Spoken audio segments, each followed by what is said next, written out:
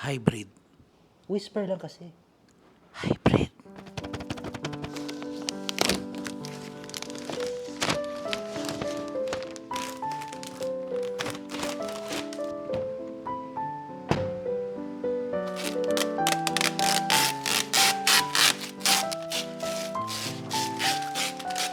Innova.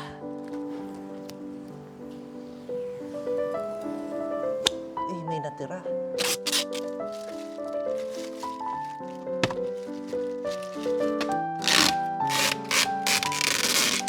Zinix.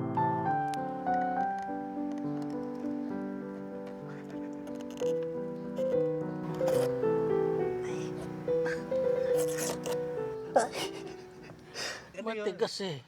Ayusin mo naman. Wala eh. What's up guys? Welcome back to another vlog. Ang tagal ko na hindi nag-upload pero ayun, you guys might be asking, oh bakit may bagong vlog? Obvious ba, meron tayong bagong car in the family. We have the all-new 2024 Innova Zenix from Toyota. And this is the top-of-the-line variant. It's the 2-liter Q variant hybrid. Ano ba ang tawag sa kulay na to?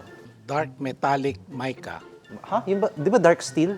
Tama pa. Dark steel mica. So today guys, we're gonna be doing a quick review for you guys. And maybe in the future, we'll do a brutally honest review once we start using this car. Okay guys, so this is it. Innova Zenix. You know, I personally never thought we would get one, but we have one at home. And the color is dark steel mica. But if you guys look at it, medyo blue-greenish siya. Hindi siya dark gray, blue-green. Hindi, lalo na pag tinatamaan ng sun, umiiba yung kulay. Sa ngayon sa camera mukha siyang mukha siyang blue, pero minsan green. Depende sa ilaw guys. Before they start asking, nasaan na si Project Raze? I-turn over na natin yung kotse. Reveal mo lang sino, I'm sure nagtataka sila sino ba. Di yung daughter ko. Alam niyo guys, no offense, pero sa totoo lang huwag kayong ma-offend. Itong Innova, there's really nothing special about this car in a good way. Kasi for me, it's a very utilitarian car. Talagang bibili ka nito if you need a workhorse, pang hatid sundo or punta ka ng work or pang commute. Parang you don't buy this car for fun You buy this for its practicality. That's what I mean na parang hindi siya special na car. Kaya nga, kumbaga parang parang beater car. So, hindi siya special na car in that sense, but it's special in a way na it fulfills the daily routines and the daily tasks in a very well manner. And we're gonna show you why. You know, honestly, there's nothing much to talk about here. I'm pretty sure lahat kayo guys makikita ninyo na yung exterior nito is, plain, simple. Medyo malaki siya. The wheels are 18-inch wheels siya. Pero for me, honestly, pag tinitingnan natin ganito, parang it looks so small. It looks like a bodybuilder na hindi nag-leg day. Tama mo, sobrang liit to. So, you know, guys, we're gonna fix that in the future. I don't have any comments on the exterior because again, this is a purely practical vehicle. Hindi siya pang porma. Para siyang soccer mom minivan, di ba parang ganun? So, this is where the party actually starts. Ito yung maganda sa Zenix. I mean, never mind the exterior, there's nothing special in my opinion. Sa tingin mo ba, special yung exterior nito? Hindi naman. Looks like a normal Parang car. normal car, parang NPC lang. No? Parang pag tinignan mo lang yung silhouette niya, wala. Parang wala lang no? Ordinary like, lang. Hindi papansinin ng tao yan di ba? So, dito tayo sa interior. Ikaw na magpakita, ano ba gusto mo sa interior? Interior? From a father's perspective, what do you like about the interior? Gusto ko, From a family man's perspective. leather. Leather? Sa? Ayan leather. Ayan guys. So, Yan, brown leather. pa, brown. Brown. Oh. Dito, leather. Di ba? Hindi leather, it's leather. Leather. Oo. Pakita mo pa, saan pa yung leather? Dito, sa silya natin. Mm. Leather Full with... leather seats, Hindi guys. naman. Ito... Leather ba to? Oo, leather. O leather na perforated. Ah. Para siya, breathable. Ito. Yung mga touch points dito, leather din to. Hindi, ito, leather to. Ito? Leather yan. Leather nga to. Leather yan. So guys, there's a lot of leather na trim sa loob. And what's most important for us is that pag nakaupo ka na dito sa seat, Ito rin, leather.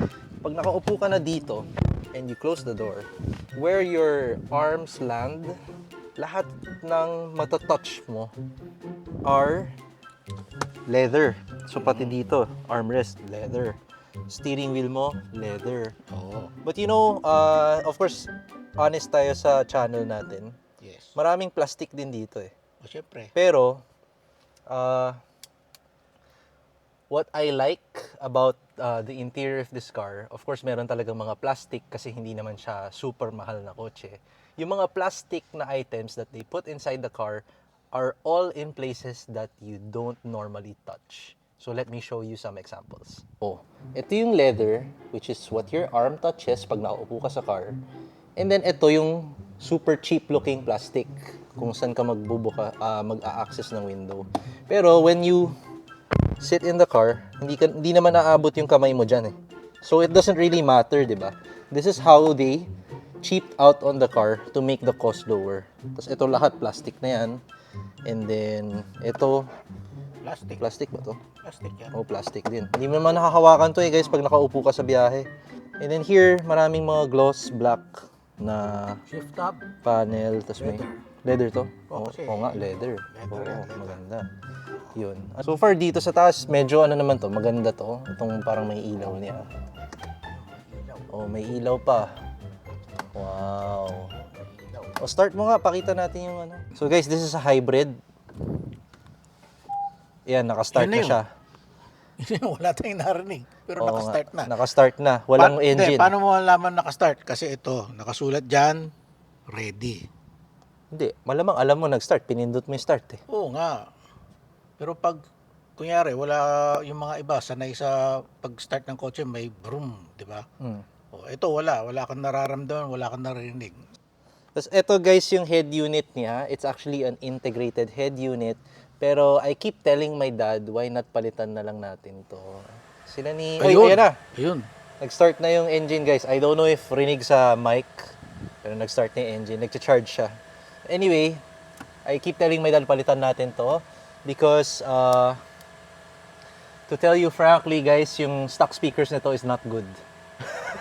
Agree ka ba? Halos lahat naman ng kotse na stock speakers, hindi maganda eh. That's true. Pero lang yung mga high-end. Pero maski na yung mga high-end, That's true. pwede pa rin i-improve. Yeah, sound system upgrade maybe coming soon. Let's see. Ano, JBL. Tingnan natin. Let's show you guys ano meron sa likod. As you can see, may dalawang light strip here. And the back seat is actually the best seat in the house, hindi dito sa harap. Most of the cars naman nowadays, very pampered yung driver. Tapos yung back seats parang wala ng amenities. Ito baliktad. Lahat ng mga creature comforts ay nasa likod. Dito sa harap, wala masyado. So let's move to the back. So here is the back seats, leather here. Same sa harap. Tapos ito, nag-cheap out sila dito. So plastic lang talaga yan. And then, ito yan. Full leather captain seats. Ganda. So ito guys yung control sa aircon sa likod. Ayan, pwede ka maglakas ng aircon o maghina ng aircon. And then you got two chargers over here. Yan. Tapos may ilaw. Very nice touch. And then over here, you got a mood light here. And alam ko napapalitan yung brightness na to. So if you find it too bright, you can just, lower the intensity. Then you have aircon vents here. And also on the other side, very, very convenient. And sa likod, meron din dito. So, wala kang problema sa init for sure. And then, this is what the pinaka rear seats look like. Yan. Yung access dyan is through here sa gitna. Ito, nabababa ito. Ayan, nabababa. Pakita mo. Ayan. Yan, dyan ka dadaan. Guys, demo ko na. Kunyari, long trip at pagod ako. Nakikita nyo, umaangat dyan. Kahit nga baba mo pa konti eh. Hindi naman kailangan na sa air yung paa mo eh. Ayan, may button dyan for recline. Automated lahat. Ayan, talagang higa siya, higa. This is a good life. Pero sobrang higa to. Sobrang higa. Oh, parang magpapagawa na ako ng ngipit nito. Try mo matulog. Try ko matulog. Ayan, go. Ayan.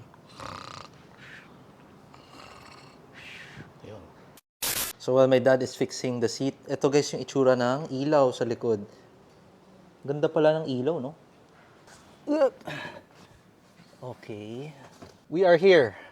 Kasya ba tayo? Yan ba ang normal seating position mo dyan sa harap? Hindi, ito medyo naka-relax na to eh. Kahit relaxed, kasya pa rin ata ako eh. Check nga natin. Hindi, maluwag pa rito eh. Oh, kasya eh. Hindi, maluwag pa rito. Kasya oh. Oh. Sige, Kasya. abante ko pa. Hindi, kasya talaga eh. Tataas ko na lang yung headrest dito eh. Kasya na yan. Oh yan, maluwag na. So, pwede.